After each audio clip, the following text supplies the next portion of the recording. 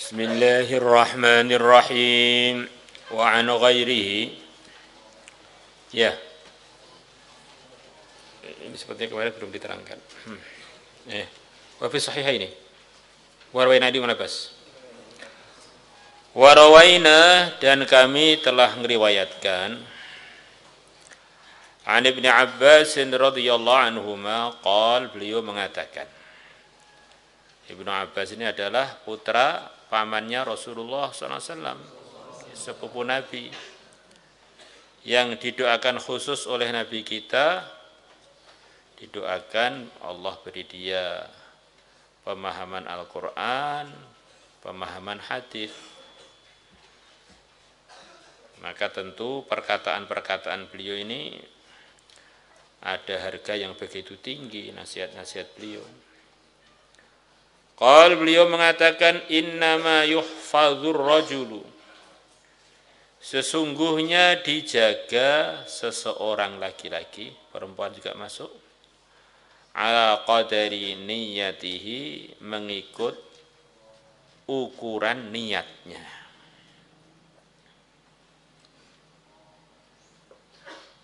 Jadi niat kita itu sampai mempengaruhi macam-macam, termasuk mempengaruhi doa-doa penjagaan yang kita panjatkan. Makanya kita doa ayatul hirzi, kita niatkan untuk diri kita, ya, yang terjaga diri kita. Kita niatkan untuk calon-calon istri kita, maka calon istri kita pun di Pondok Putri sana sudah terjaga. Kita niatkan untuk calon anak cucu kita, calon mantu kita, calon-calon mantu kita sudah terjaga juga. Maka luaskanlah niat-niat kebaikan. Diceritakan kejadian yang dituliskan dalam kitab Ta'lim Muta'alim, Ta'lim Fatilah Amal. Itu diduga kejadian itu zaman Sayyidina Umar. Ada seorang suami safar meninggalkan istrinya yang sedang hamil tua atau sedang hamil saja. Maka sebelum berangkat dia berdoa, ya Allah, aku titipkan kepada Engkau keselamatan, kesehatan, dan seterusnya untuk anak saya yang dikandung oleh istri saya. Maka akhirnya orang tadi safar, pulang safar, kaget dengar istrinya ternyata sudah meninggal. Orang-orang kampung bilang, itu di kubur istri kamu itu ada aneh. Setiap malam ada suara dari dalam kuburan, kelotak-kelotak, kelotak-kelotak. Maka suaminya penasaran, setahu saya, istri saya ini orang solehah juga, kok ada aneh-aneh di kuburannya, ada apa? Akhirnya kuburannya dibongkar. Selepas dibongkar, kaget ternyata dia melihat ada bayi nyusu pada jenazah itu. Tentu saja namanya cerita ada tambah-tambahan dikit biar lebih menarik mungkin gitu ya. Maka dia melihat pemandangan itu sedih, sayang, begitu senang dengan keselamatan anaknya, begitu sedih dengan kondisi istrinya yang wafat. Maka dia bilang, ya Allah, kenapa yang kau jaga kok hanya anak saya, istri saya enggak? Tiba-tiba ada suara dari langit jawab, suaranya malaikat mungkin gitu. Lah yang kamu titipkan kepada Allah kan anak kamu, istri kamu, lupa no kamu. Innama yukhfadhu ar-rajulu ala qadri niyatihi, di antara aplikasinya begitu tadi.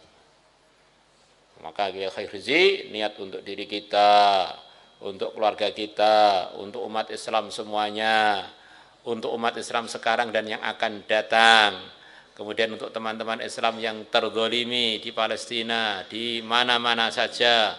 Akhirnya kita sekali ayat hadis, pahalanya itu mengucur dari seluruh dunia.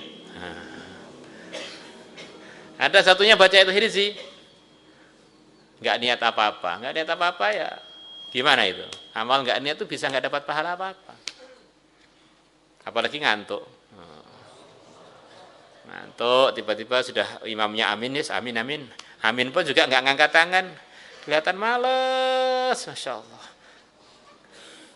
Begitu selesai khirsian, semangat makan, semangat ini. Ya, doa pada Allah disertai dengan kemalasan, ya itu kan kurang sopan, yang banget. Wa an ghairihi, dan diriwayatkan dari selain sahabat Ibnu Abbas, innama yu'tanna, sesungguhnya para manusia akan diberi ala qadri niyatihi, mengikut ukuran niat-niat mereka. Allah. Maka sebagian ulama mengatakan kalau kamu taklim, ngajar, kalau kamu berceramah, berdakwah, niat di samping niat seluruh alam, niat untuk para jin juga. Dikhawatirkan kalau kamu nggak niat untuk para jin, nanti para jin nggak mendengar apa yang kamu sampaikan tadi. Kalau kita niatkan untuk sekalian para jin, nanti jinnya pun bisa dengar, semacam channelnya dibuka untuk jin. Apa dalilnya, Pak? Dalil khusus sih nggak ada. Kekhawatiran karena Nabi bersabda, wa innama likulli imri'in ma nawa. Orang itu akan mendapatkan apa yang dia niatkan. Khawatir kalau nggak niat, jin-jin nggak dengar. Apa mungkin Pak jin dengar tapi kita nggak niat untuk memperdengarkan kepada mereka? Mungkin saja. Jadi ketimbang mungkin lebih baik terpastikan saya niat untuk jin juga, pasti insya Allah mereka dengar. Warawaina, dan kami telah meriwayatkan anil Ustadz Abil Qasim Al-Qushairi, Imam Qushairi, ini termasuk pimpinan tasawuf di zamannya, Imam Qushairi. Jadi di dalam bahasanya para fuqaha, para ulama itu gelar yang sangat tinggi itu namanya Al-Ustadz. Kalau di negeri kita itu Ustadz itu kadang-kadang di bawahnya kiai. Ini Imam Nawawi manggil pimpinan-pimpinan ulama itu dipanggil Al-Ustadz. Nah, kalau nggak salah beliau manggil Imamul Haramain juga Al-Ustadz. Negeri kita ini kadang-kadang ada perasaan khusus, yang perasaan itu sebetulnya kebalikannya perasaan di negeri-negeri Arab, bahkan perasaan di dunia keilmuan. Seperti sekian banyak laki-laki di negeri Arab sampai Indonesia diperempuankan. Maksudnya gimana Pak? Itu nama Salamah itu kan untuk laki-laki. Begitu sampai Indonesia, Bu Salamah. Nama Maisarah itu untuk laki-laki. Begitu sampai Indonesia, Bu Maisarah. Masih banyak lagi siapa itu? Salamah, kemudian Maisarah. Kemudian siapa lagi? Nah, ya, di antara dua itu yang ingat.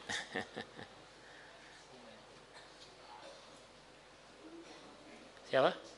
Ya, Khairah mah perempuan kan.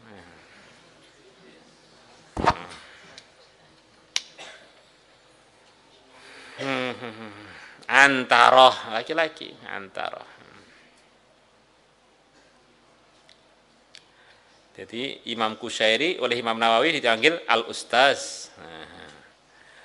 Qal, beliau mengatakan al-ikhlasu ifradul haqqi subhanahu wa ta'ala fit ta'ati bil qasdi. Masya Allah. Ikhlas adalah menyendirikan yang maha benar, maha suci beliaunya dan maha tinggi di dalam ketaatan dengan disengaja. Ikhlas itu apa?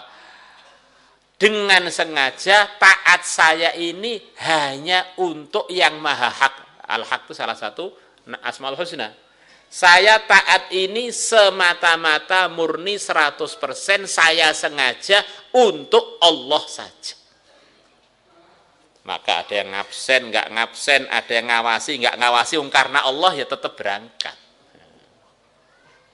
Berarti saya ini nggak ikhlas. Ya mulai kapan kamu pernah ikhlas? Nah, kalau orang hadirnya di kelas, aktifnya hanya karena absen, zahirnya itu masih jauh dari praktek ikhlas. Di ikhlas tuh memang sengaja taat saya ini khusus karena Allah saja. Bukan karena termotivasi atau karena dorongan apa, dorongannya untuk Allah, untuk dapat ridhonya Allah. Ifradul haqqi subhanahu wa ta'ala fit ta'ati bil qasdi. Wahwa ikhlas itu, jadi penjabarannya bagaimana? Ayyurida bi ta'atihi at-taqarruba ilallahi ta'ala. Dia menginginkan dengan ketaatannya untuk usaha mendekat kepada Allah Ta'ala. Usahanya itu untuk dekat pada Allah. Dipuji, enggak dipuji, terus jalan. Karena Allah kok. Duna syai'in akhar, bukan karena tujuan yang lain. Min tasannu'in li makhluk, berupa basa-basi untuk makhluk. Tasannu' itu semacam membuat drama. Nah, dia ini sebetulnya bukan karena Allah, terus pura-pura nggih-nggih, sopan, nunduk-nunduk, biar oleh makhluk dipuji. Wah, ini santri kok copan banget sih, ini ahli khidmat. Begitu nggak ada makhluknya, dia kelihatan aslinya gitu. Di tasannu' itu bukan asli, kepura-puraan. Perbuatan yang aslinya itu dia tidak begitu itu. Awiktisabi mahmadatin 'indan nas, atau dia mencari pujian di kalangan manusia. Ini semuanya keluar dari definisi ikhlas. Au mahabbati madhin minal khalqi, atau cinta pujian dari makhluk. Au maknan minal ma'ani, atau makna dari sekian banyak makna, atau apapun yang selain yang telah diterangkan tadi, yang bukan murni karena Allah, itu semuanya menjadikan orang keluar dari, lulus dari ikhlas. Siwat taqarrubi, yang maknan minal ani tadi, selain mendekatkan diri ilallahi ta'ala, kepada Allah ta'ala.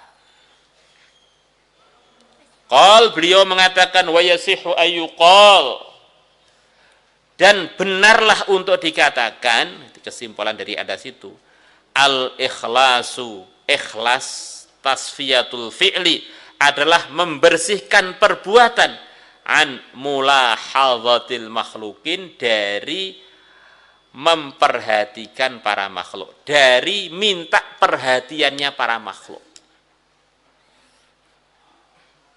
Jadi memang ini perbuatan saya ini murni karena Allah. Makhluk mau komen apapun ramah salah. Komen baik tidak menyebabkan saya tambah melambung, komen buruk tidak menyebabkan saya tersungkur. Ikhlas.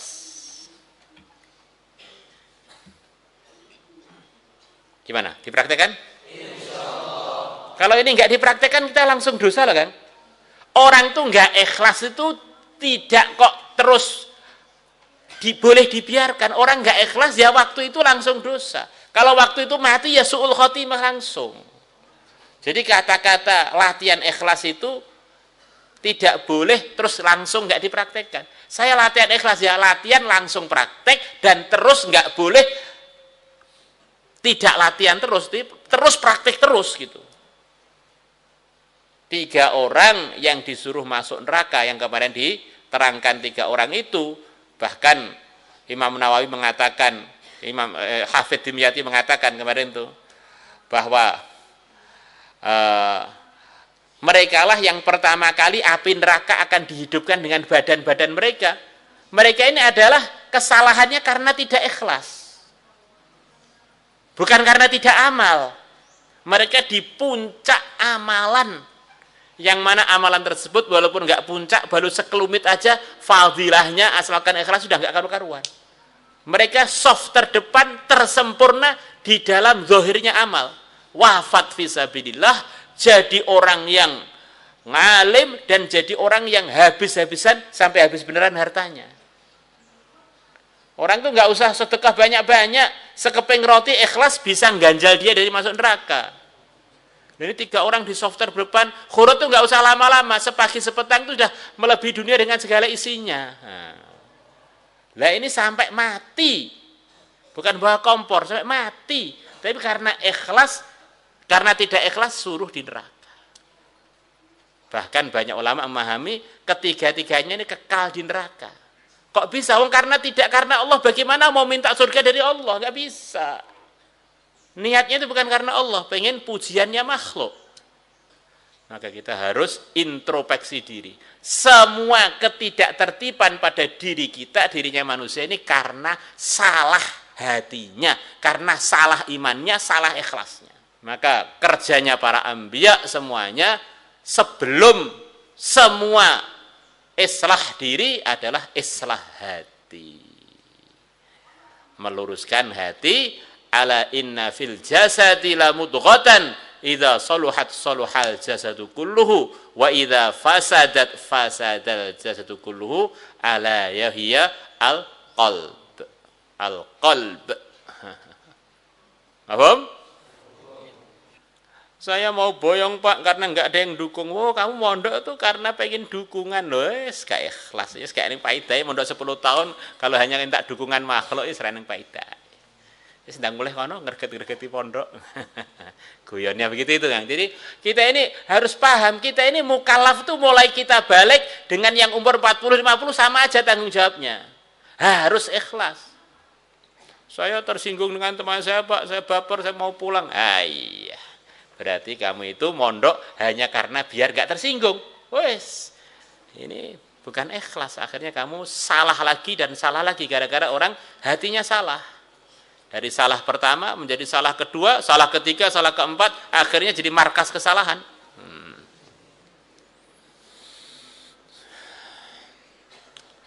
Salatu